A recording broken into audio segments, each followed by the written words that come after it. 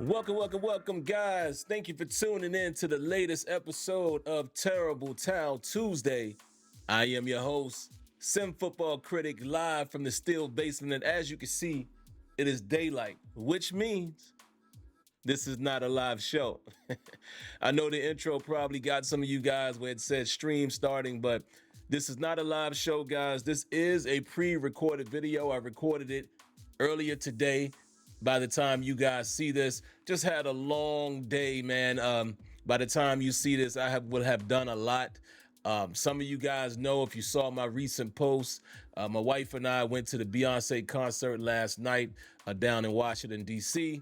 Got home late, so I took the day off, man, and I've just been ripping and running, cutting grass and doing things around the house. And by the time you guys see this, my son will have played a basketball game, which is at 6 p.m. Eastern time. Would have gotten me home a little after 7. And again, being able to jump on at 8 p.m. I just had too much going on today.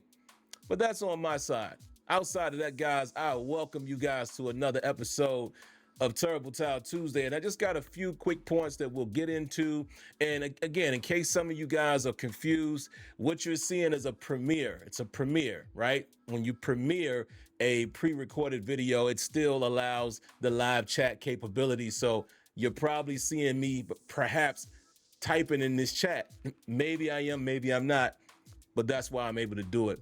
So let's get to the quick topics, guys. Only got a few things to talk about, man. We'll talk a little bit really quick about, definitely want to talk a little bit about Darius Slay and how that may have factored in, them acquiring Jaylen Ramsay via trade. I don't know for sure. I'm just going to kind of make a little correlation there. Also, we'll talk a little bit really quick, man, and I'll start with this.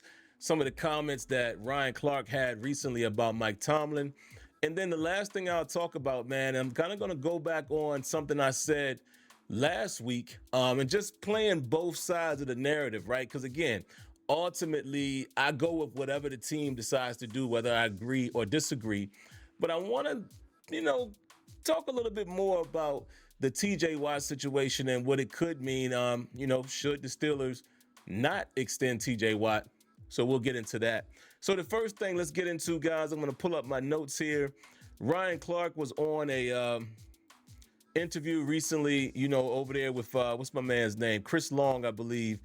He was on the Green Light podcast, and he basically had this to say about Mike Tomlin. And I'm just going to read the quote here. It says, "God talent," Clark said, "of what makes Tomlin great."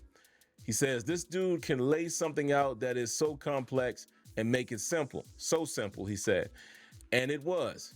You never go into a game, or I never left the game and said that team beat us in a way that Coach Tomlin didn't tell us what's possible. Or we did everything he said would lead to a win. And he says, but we still lost. And he says, right? It was a question. He basically said, right. And then after that, it says, like, those things didn't happen and the motivation was always there. So the only reason why I'm just even bringing that up, guys, I always want to talk a little bit about, the current coach situation. We talk about this over and over and over. But the reason why I continue to talk about it is when people ask me questions or they send me comments and send me direct messages about Mike Tomlin and why the Steelers should fire him and all of this stuff. I just want to remind you guys, man, that around the league, Mike Tomlin is viewed as a great head coach. That's by players, that's by ownership, that's by our own ownership as far as the Steelers. And it just is what it is. Again, the man has been here for 18 years. When it's time for him to go, then at this point, I don't think anybody would feel away. How many people can say they've been in the same position that long? But I just always want to remind you guys, man, that how you view him is not the way the organization views him. And I know it's frustrating that we have not won a playoff game since 2016. A little embarrassing, right? We're the Pittsburgh Steelers. I get it. But I just always try to show you the other side of why Mike Tomlin is still the coach and why, you expecting him to not be the coach or to be fired is probably a bit unlikely, guys. And I would say nothing is impossible, but it's probably 95% unlikely that something like that would happen to Mike Tomlin before his contract expired. So, again, I just wanted to read that quick little piece there, just to show you how, players value Mike Tomlin. And again, some people are going to say, oh, well, Ryan Clark is his friend. Well, Ryan Clark has been critical of him as well. And other players outside of that speak that way about him. So it just is what it is, guys. So this is what we got to deal with until, for the foreseeable future. So there you have it. Now let's talk a little bit more, man, about, let me see, which topic do I want to get into first? Let's talk about Jaylen Ramsay. The question has been thrown out there as you watch, people in Steeler Nation reflect, as you watch, people in the media and the pundits and the talking heads or what have you, debate or, dispute each other over it. The question has been, who won the trade? Did the Steelers win the trade or did the Miami Dolphins win the trade? Now, you guys know how I felt about Minka Fitzpatrick. I still feel that way about Minka Fitzpatrick as a person, as far as who he was in the locker room. I still feel the same way about Minka Fitzpatrick as far as basically what this guy brings to the table. I understand he doesn't have a ton of splash plays, and maybe that led to him no longer being with the Steelers. I don't have a problem with that if it was really that type of evaluation. But I still think Minka Fitzpatrick did a lot of things on the field that will definitely, and I'm going to say hopefully, won't be missed, but in theory will be missed, right? Minka covered up a lot of holes, in my opinion. When you talk about the run game and just other things that he was able to do on the field. Now, can I say that Minka wasn't at fault for some of these things? I cannot. And excuse the background, guys, as you see me looking at the screen, actually, hold on, let me try this. As the sunlight brightens outside, I don't really need my artificial light. So I see my background kind of blown out there. So that's just the OCD in me in terms of the view. You're going to see me notice it. So even though this is not live, y'all are still seeing me react live because I'm recording it in real time. But yeah, man, I still think, the Steelers made that decision to trade Minka for something, right? And it doesn't take away what I feel about him. But I will say the more and more I look at the trade, the more and more I've done a little more research on Jaylen Ramsay as far as his entire career in the NFL and how he was utilized, because I didn't realize that Jaylen Ramsay has been utilized in the slot as often as he had.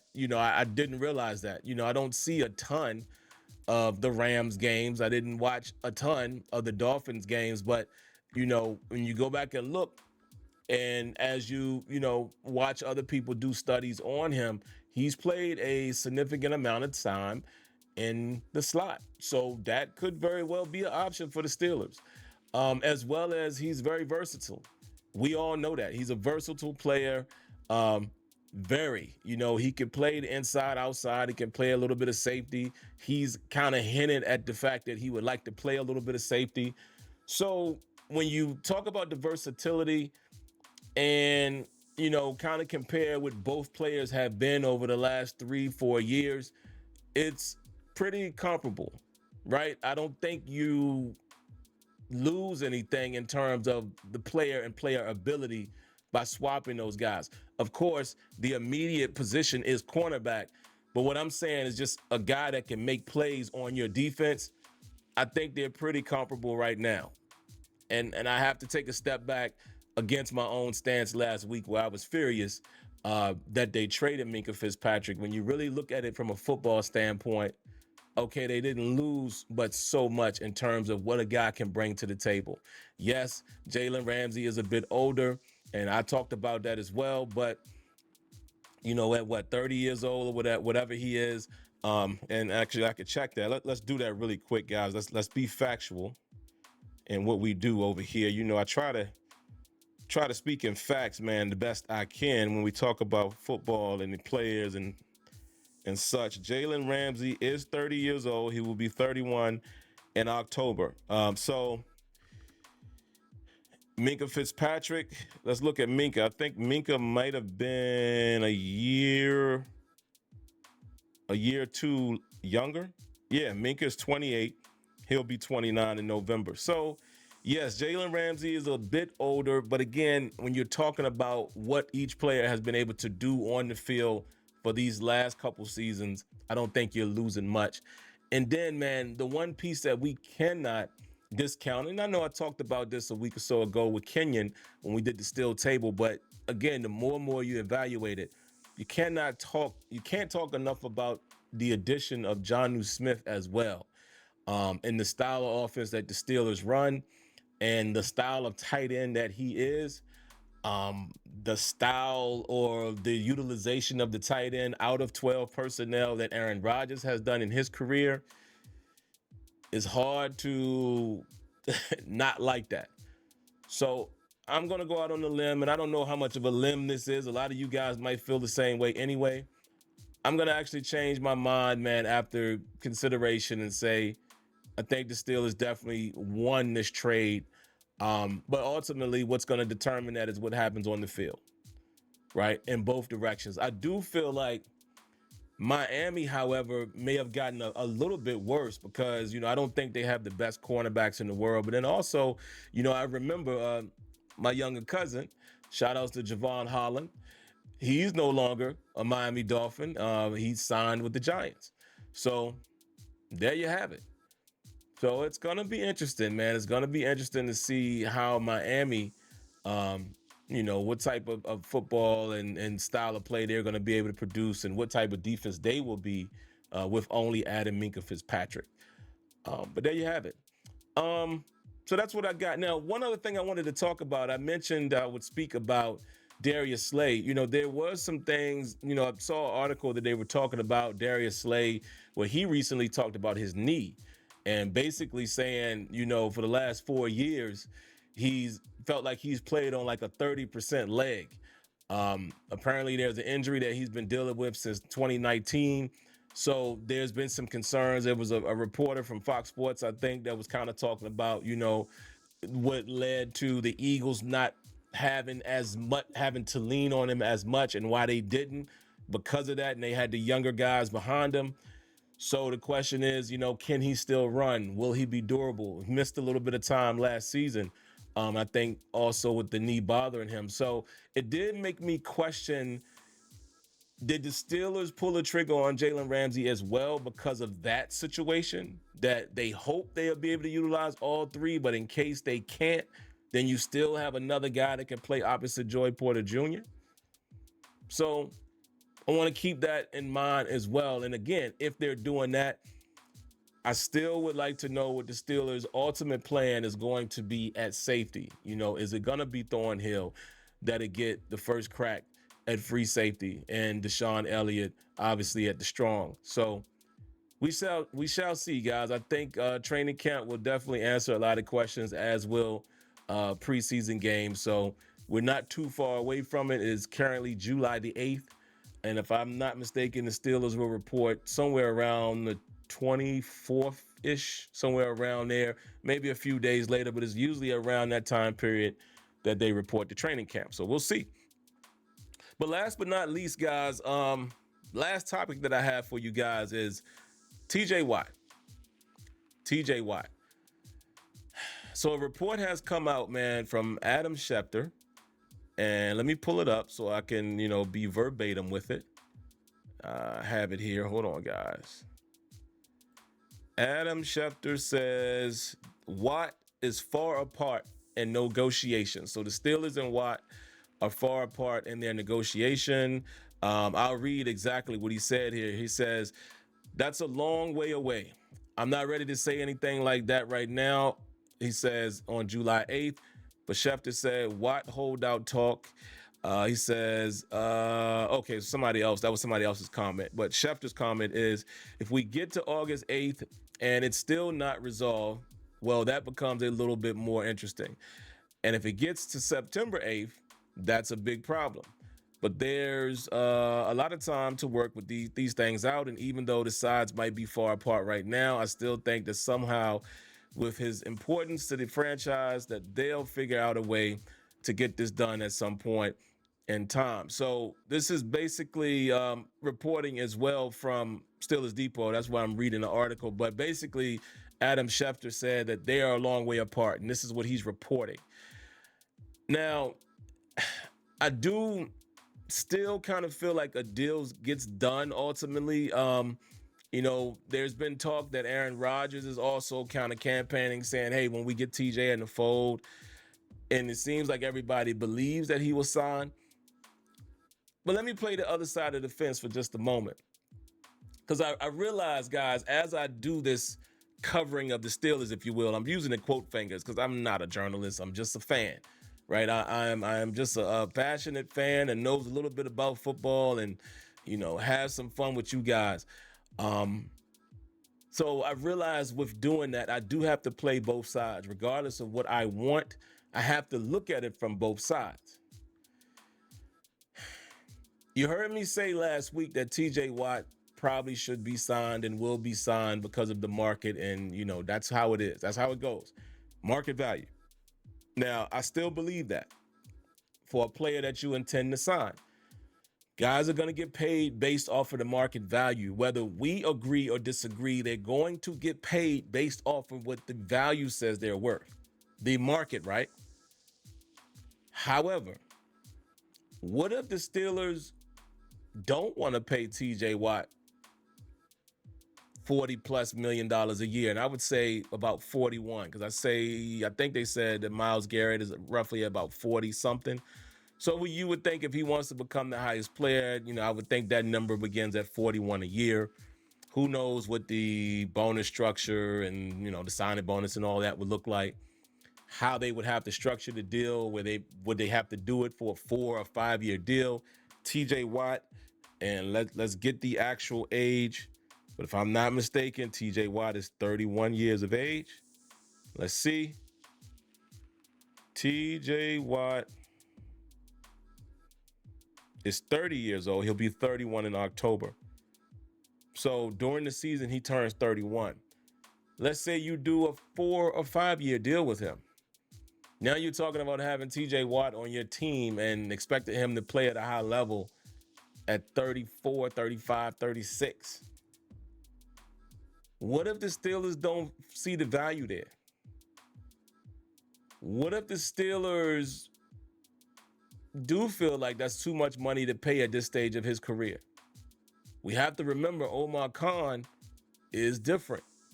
Now I understand the organization, meaning the Rooneys and others, will have I'm sure they have a big effect on who they want to keep and who they don't. But let's just assume that all of this is up to the GM and coach, giving input, but the GM is the one ultimately running, football operations, and the owners are giving them free will. What if Omar Khan doesn't want to invest that type of price tag on a TJ Watt at his age? Let me make a case in point. This is something that we cannot look past.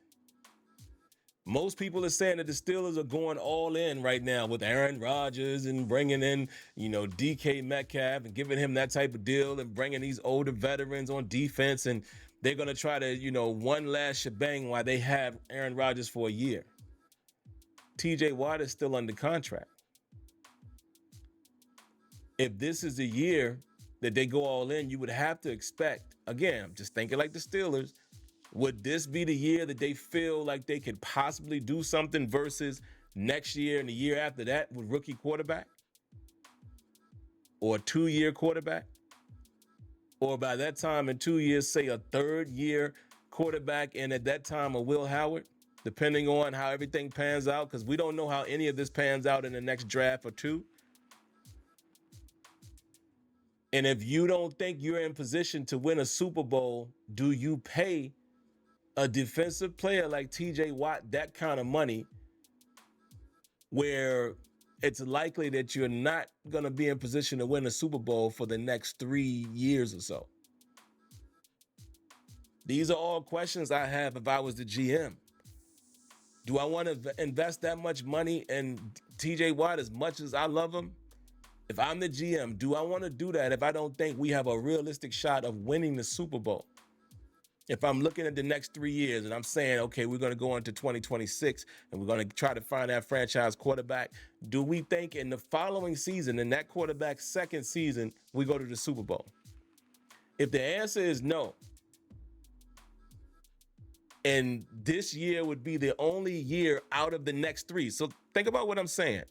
Out of the next 3 seasons, if you can sit here and say, well, at least with a veteran like Aaron Rodgers, it might give you your best shot, even if you don't believe that. I'm just talking about the best shot with a veteran or a rookie or second-year quarterback over the next 3 years, 3 seasons.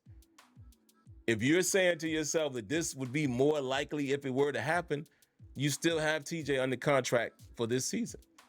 And maybe you're not going to extend him. That's a possibility, folks. And again, I'm going to say it, I always say this, and I wholeheartedly believe this. I am married to the team, and I only date the players. Though I date them some longer than others, I only date the players.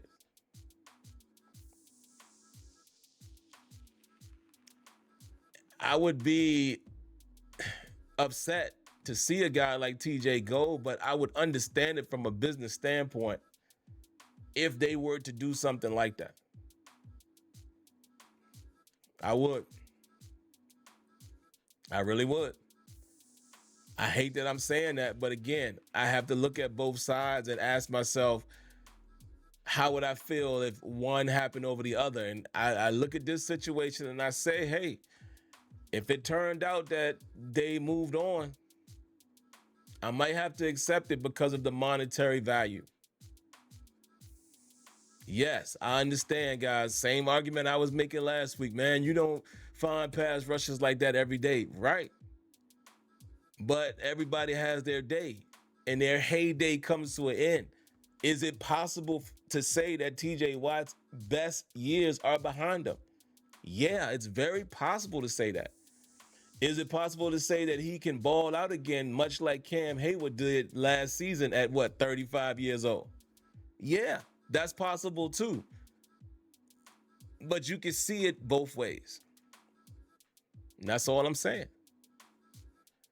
So definitely we have to take a look at that and understand that could be a real possibility and a real reality that TJ Watt does not get an extension or even gets traded for the right value. Now, how would you feel about that? So definitely, guys, I appreciate y'all watching, man, especially if you're still here after 23 minutes or so. I appreciate you tuning in. I will be back for a live show next week. But hey, I appreciate you tuning in either way.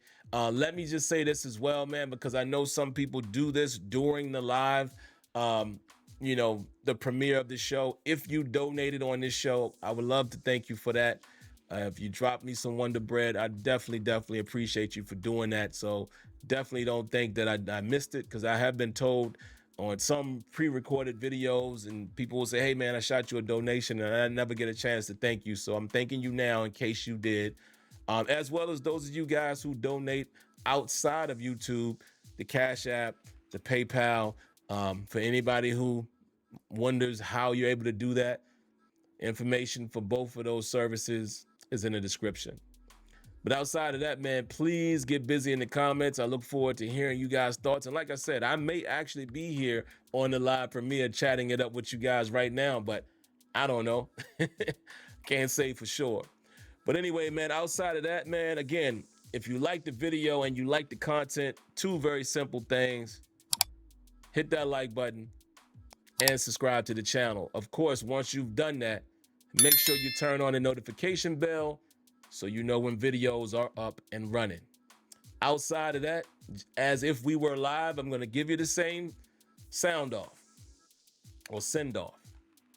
Hey guys, stay safe, stay healthy, God bless, good night. Like always, I thank each and every one of you guys for tuning in. And I shall catch you in the next one. Peace.